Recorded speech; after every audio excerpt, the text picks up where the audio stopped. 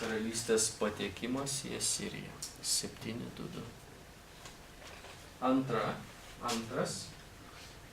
Judo pietinė karalystė patenka į Babilono nelaisvę. Labai svarbi dar viena data.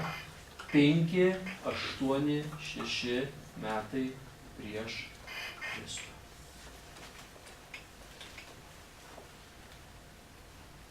Tai buvo nepaklusnumo pasekmes. Jie patyrė nelaisvės. D didžioji raidė.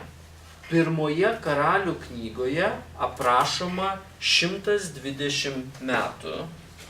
Šita knyga aprašo 120 metų laikotarpį. Pirmas Saliamono valdymas 970. Antras Ahazijo valdymas 851. E didžioji raidė. Svarbi data. 931 metai prieš Kristų. Karalystės skilimas į šiaurinę ir pietinę.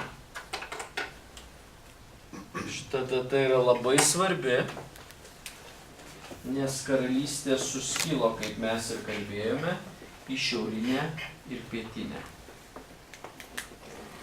Tai yra kokie pastebėjimai, nuomonės, komentarai iki šitos vietos pas jūs. Tada kalbame apie tas visas datas ir kitus dalykus, apžvelgdami šitą knygą.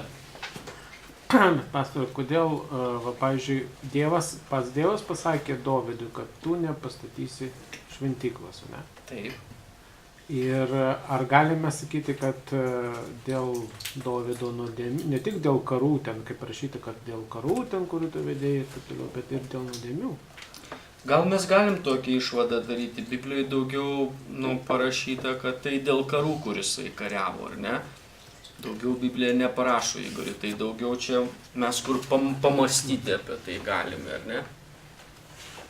Kaip ir anksčiau per praeitą pamoką sakėme, galim pamastyti, apie ką Dovydas mąstė, bet Biblijoje neparašyta, apie ką jisai tuo metu mąstė, kada neišėjo į karą. Gal apie Joabą, kaip jūs sakėte.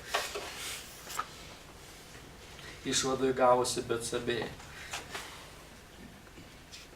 Kas dar knygų yra kažkas? Knygos užrašymo tikslas. Kodėlgi mes šitą knygą turime Biblijoje? Prisiminkime tą tiesą, kurią kartojame ir kartojame. Aiškiai priminti, kad paklusnumas duoda palaiminimus, nepaklusnumo pasekmės teismas.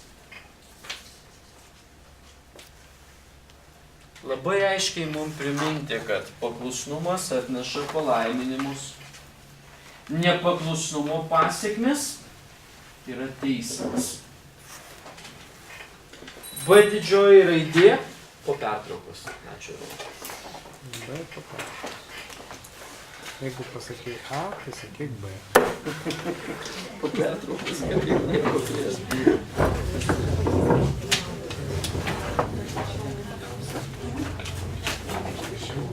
Net paskaitos čia.